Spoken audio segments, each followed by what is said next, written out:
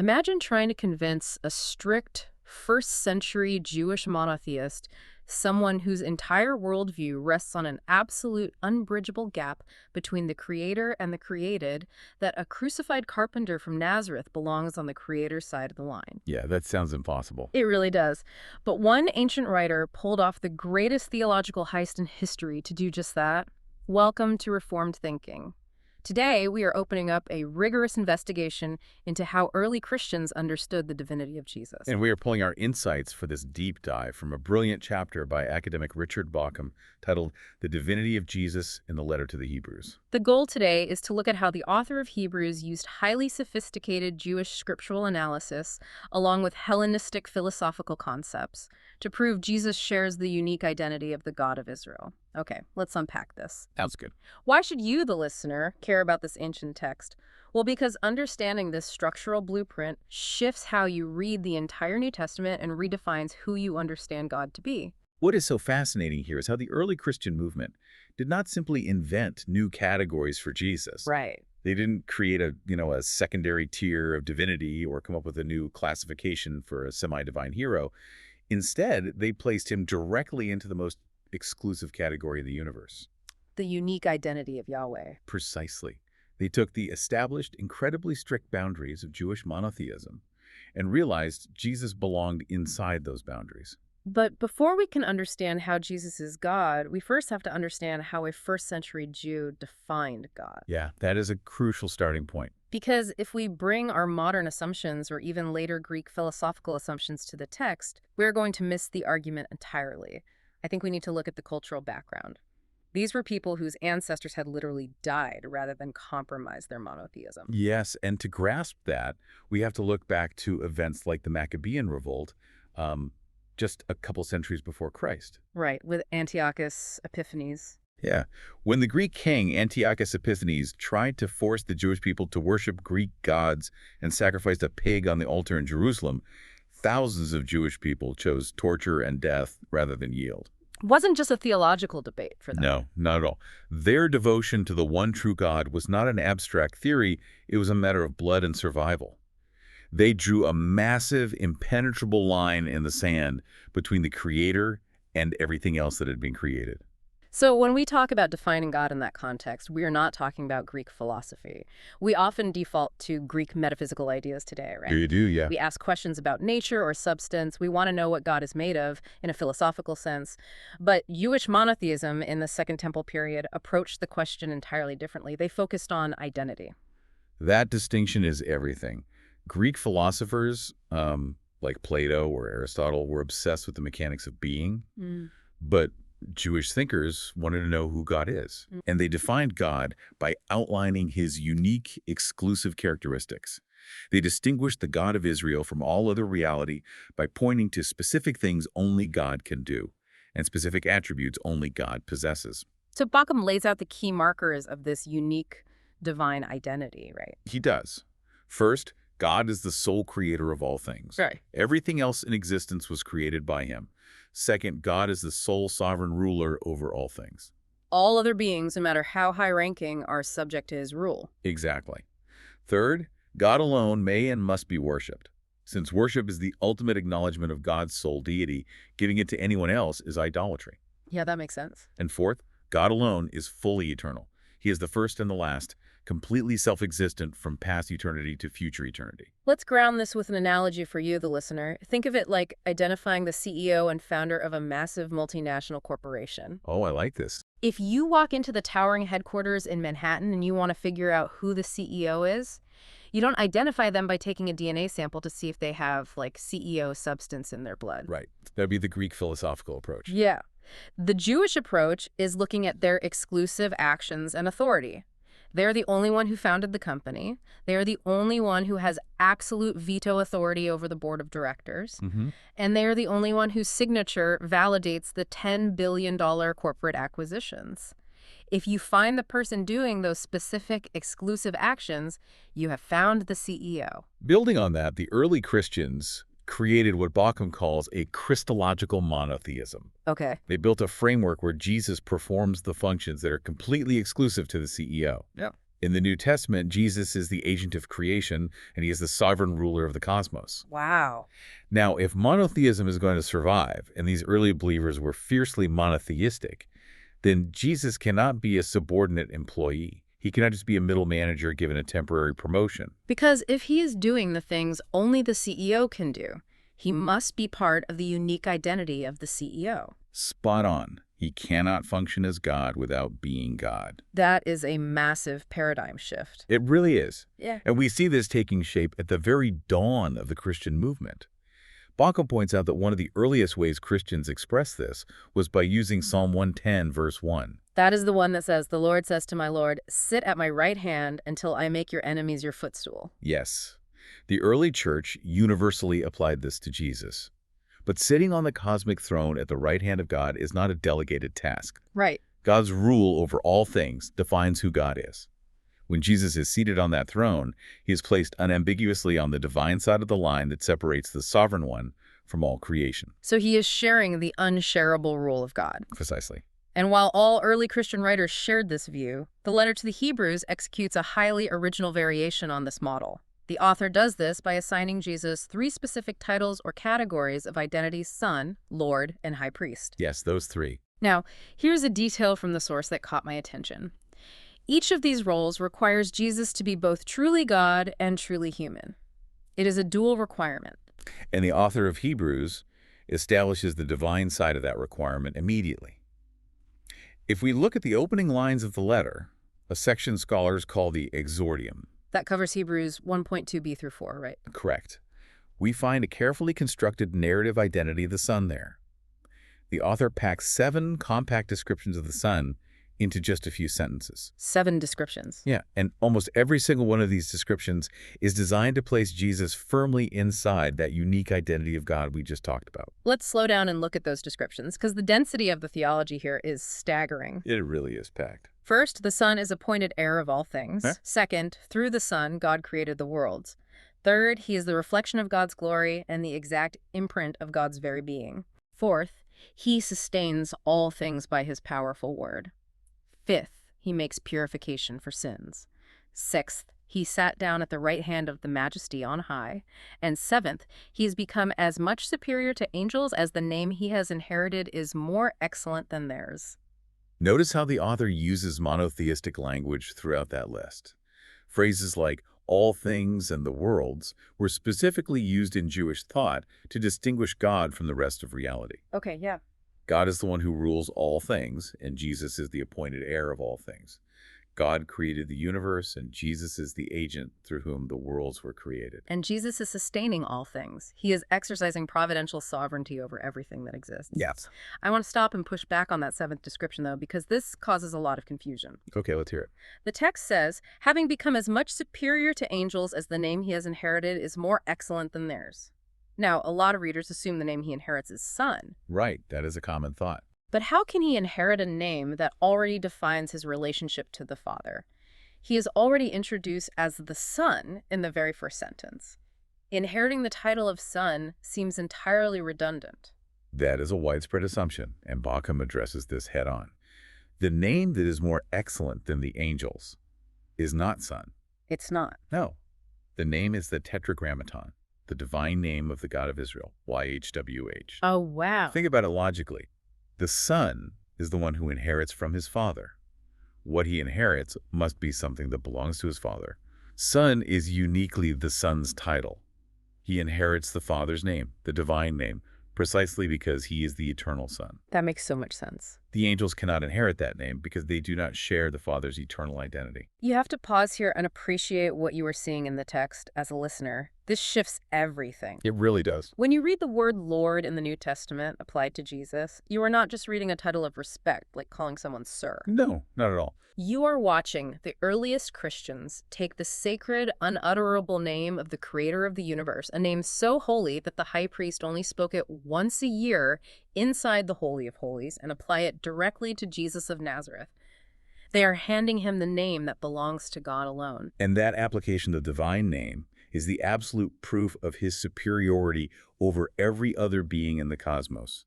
especially the angels. Which brings us to a massive structural element of the first two chapters of Hebrews, right? The constant, almost relentless comparison between Jesus and the angels. Yes, the text repeatedly compares Jesus to angels, which leads us to a crucial question about the layout of the cosmos. There is a common academic debate out there. Some scholars have argued that Hebrews contains what they call an angel Christology. Right, I've seen that. The idea is that the author of Hebrews viewed Jesus as just a really high-ranking angel, maybe an archangel, who was given a special promotion. Does the source material support that idea at all? Bauckham utterly rejects that theory, based on a close reading of the text.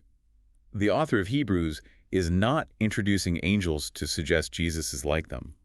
Quite the opposite. Okay, so what is the author doing? We need to define a term here, ontological status. Ontological status. Yes. When we say ontological, we are simply talking about the fundamental nature of being. What category of existence does something belong to? In a Jewish cosmological worldview, height indicates ontological status. Oh, so status and physical location in the cosmos were intimately linked. Yes. The cosmic throne of God was understood to be placed above the heavens, at the absolute summit of reality, far above all the ranks of angels. So the angels are not there as peers. They are there as a measuring stick. That is a great way to put it. Let's introduce another analogy to make this crystal clear for you. Think of the angels as the sea level of the universe. Sea level. They represent the absolute highest tier of the created order. If you want to figure out where someone stands in the grand scheme of reality, you check their elevation relative to sea level. To be seated above the angels means you transcend all created reality entirely. You have broken through the atmosphere and entered the realm of the Creator. You are God. Right. But to be temporarily lower than the angels means you have dived below the surface. You have descended into the crushing pressure of the Marianas Trench, the mortal, physical, suffering condition of earthly humanity. The angels mark out the cosmic territory, and Hebrews uses this spatial logic perfectly. How so? In chapter 1, Jesus is exalted far above the angels, sharing the Father's throne, proving he shares the divine identity. But then in chapter 2, the author uses Psalm 8 to show Jesus was made lower than the angels for a little while. He descended below that cosmic sea level. Exactly, to share the common identity of earthly humans in birth, suffering, and death. It is a stunning visual of descent and exaltation, and the angels provide the exact boundaries for that movement. To prove this absolute superiority, the author of Hebrews builds what is called a katina, a chain of 7 Old Testament quotes in chapter 1. Yes, the katina. It is a highly meticulous, rapid-fire sequence of scriptures designed to prove Jesus is completely above the angelic sea level. This chain is a masterclass in first-century theological exegesis. And by exegesis, we simply mean the critical explanation or interpretation of a text, right? Yeah. Pulling the true meaning out of the scripture. Yes. The author takes texts of Davidic kingship and links them with texts describing the cosmic rule of God over all things. But the most staggering piece of exegesis in this chain is the quotation of Psalm 102. Okay, Psalm 102. This is the 6th quotation in the chain, found in Hebrews 1, verses 10 through 12. When you really look at the mechanics of what he's doing with Psalm 102, it is mind-bending.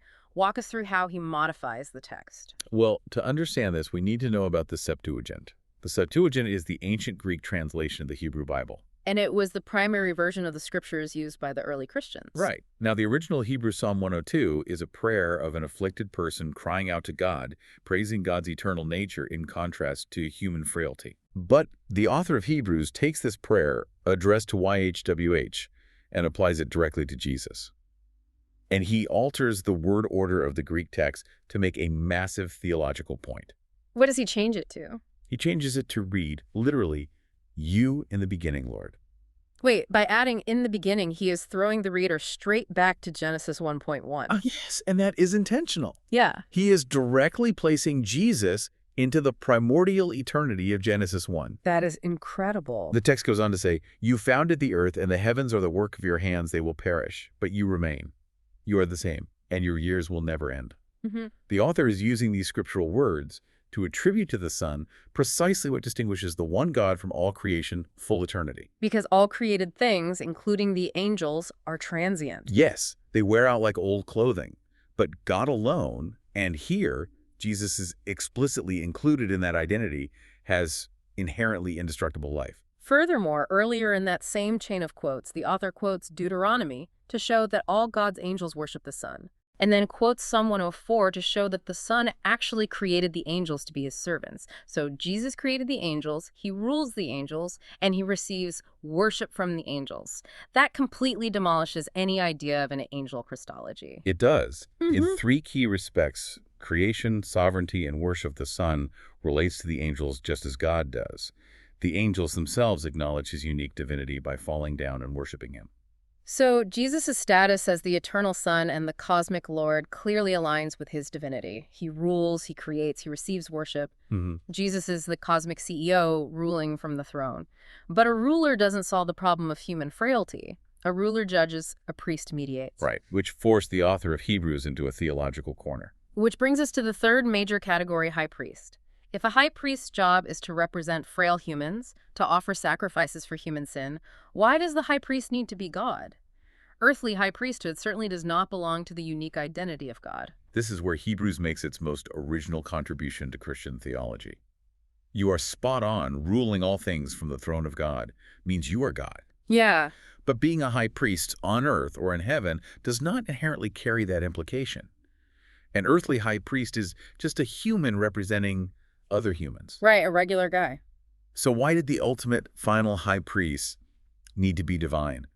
To answer that, the author of Hebrews brings in a bizarre, incredibly obscure figure from the book of Genesis to make a brilliant point. And that figure is Melchizedek. Let's recall his story for a second. He shows up in Genesis 14. Genesis 14, yeah. Abraham has just won a major battle, and suddenly this guy Melchizedek, the king of Salem and priest of God Most High, walks out to meet him. He shares some bread and wine, blesses Abraham, receives a tithe of the spoils, and then vanishes from the narrative. He is never mentioned again in the historical books. Just gone. But then Psalm 110 verse 4 says to the Messiah, "You are a priest forever after the order of Melchizedek," and the author of Hebrews latches onto this. He really does. But here is the part that trips people up. In Hebrews 7.3, the author describes Melchizedek like this: without mother, without father, without genealogy, having neither beginning of days nor end of life. Are we supposed to believe this historical guy in Genesis just spawned out of thin air? Was he an angel?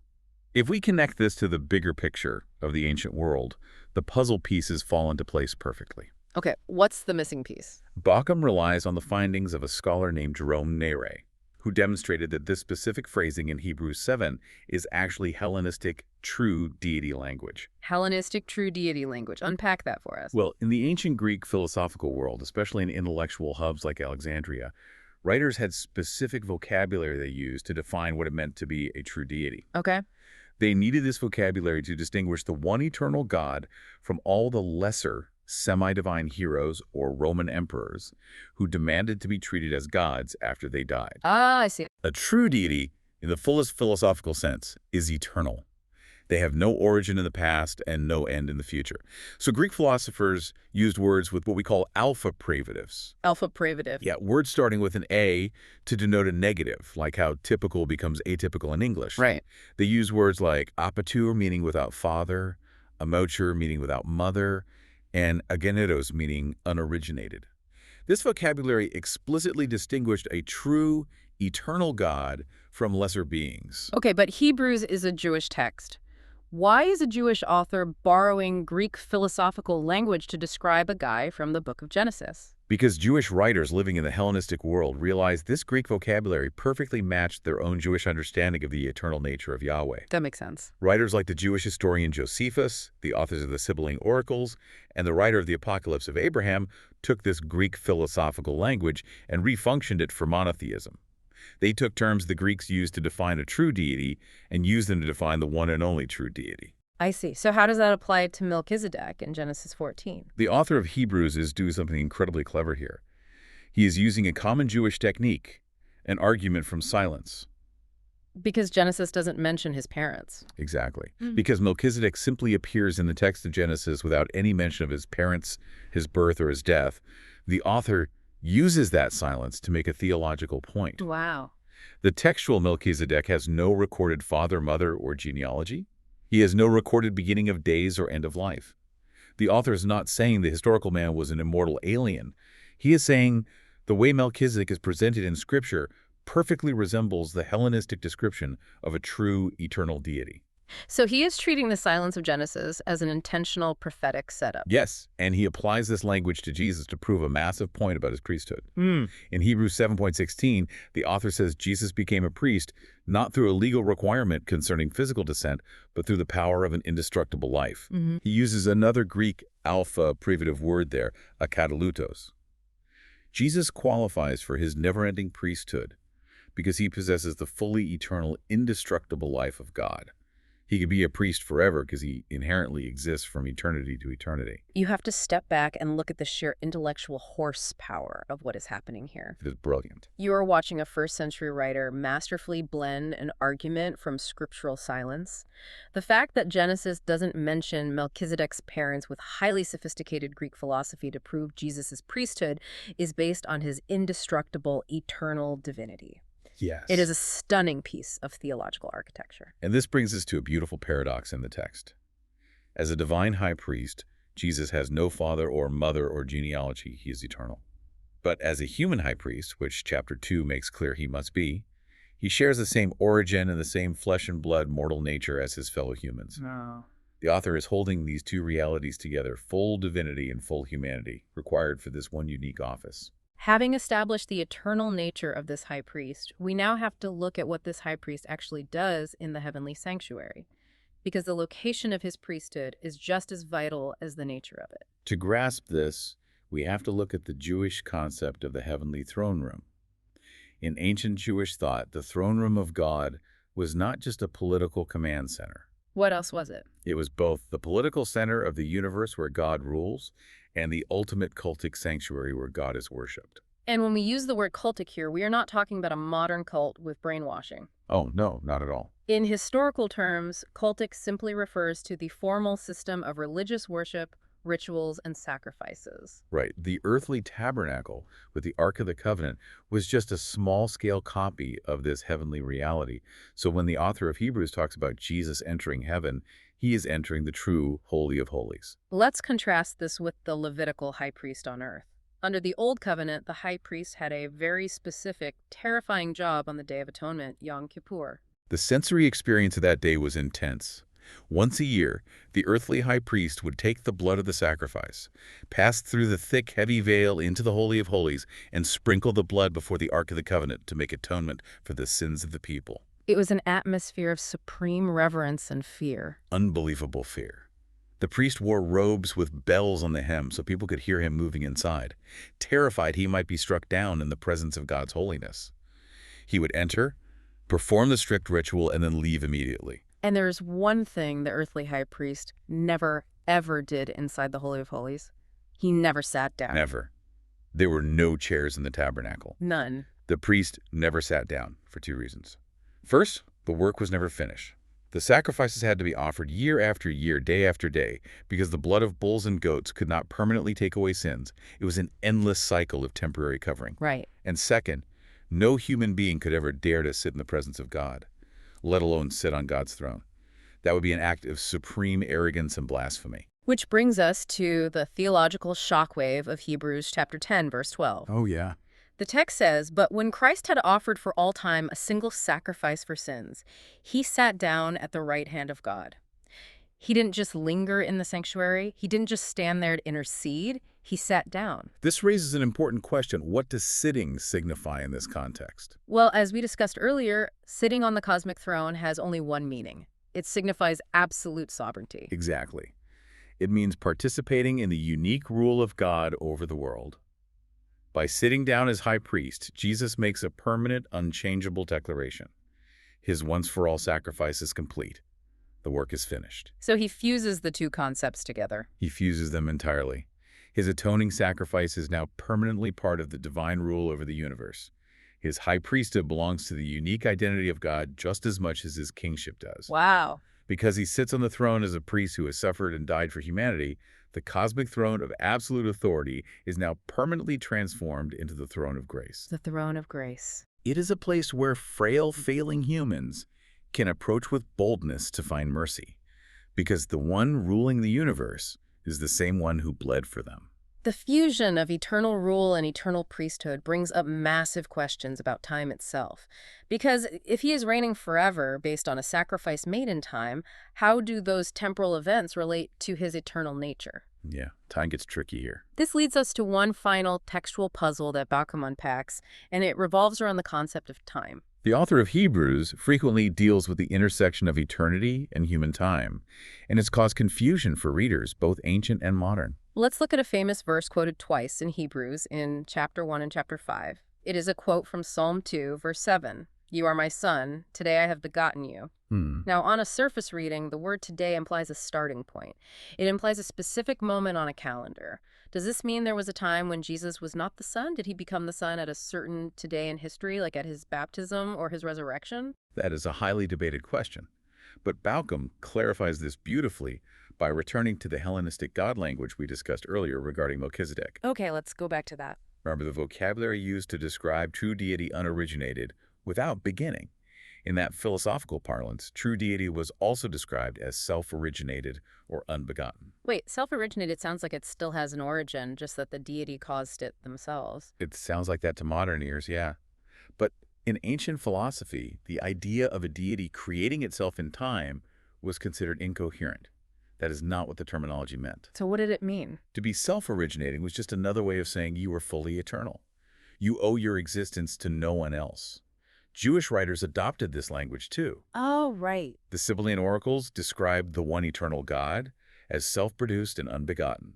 The Apocalypse of Abraham calls God self-originated. So how does that help us understand, "Today I have begotten you"? Familiarity with this language allowed the author of Hebrews to read Psalm 2.7, not as declaring a temporal origin for Christ's sonship, but as a statement of his eternal nature. So the today isn't a literal day. Right. The today in this context does not represent a temporal Tuesday or Wednesday in human history. It represents the eternal today of the divine eternity. The eternal today. Sonship is the eternal truth of his very being. He is perpetually, eternally begotten of the Father. It is not a status granted at a specific moment in time. It is who he's always been. And that concept of unchanging eternal identity is cemented at the very end of the letter. In Hebrews 13.8, the author writes one of the most famous verses in the New Testament. Jesus Christ is the same yesterday and today and forever. Yes. Now, people often quote that as just a nice slogan about reliability, like, Jesus is a dependable guy, he won't change his mind on you. But the source material shows it is doing something much heavier than that. It is doing something significantly heavier. The phrase yesterday, today, and forever is not just poetic phrasing. It is a specific threefold formula used in ancient literature to describe full divine eternity. Really? Greek hymns used it to describe Zeus. Josephus used it to describe the God of Israel as the beginning, middle, and end of all things. But it goes even deeper than just a general description of eternity, right? Yes, and this is where the historical context shines.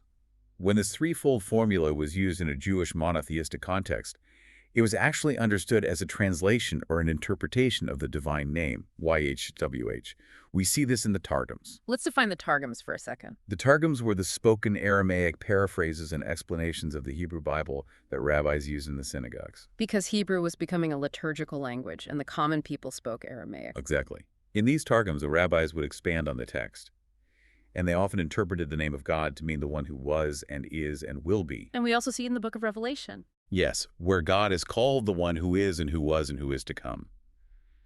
By applying this exact threefold formula to Jesus in Hebrews 13.8, the author is once again conferring the divine name upon him. Here's where it gets really interesting. If you look closely at Hebrews 13.8, it says, Jesus Christ the same.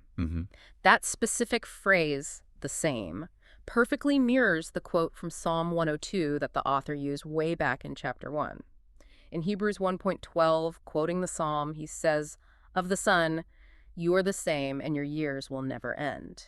That is the structural brilliance of the letter. It is an inclusio bookends that wrap the entire text. Bookends. From chapter 1 to chapter 13, the author asserts that Jesus retains his divine identity throughout all eternity.